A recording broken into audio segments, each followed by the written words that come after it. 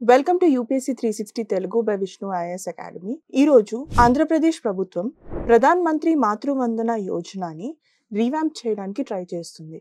This is very very important because women centric స్కీమ్స్ని every year almost అడుగుతారు యూపీఎస్సీలోని, both in prelims and mains.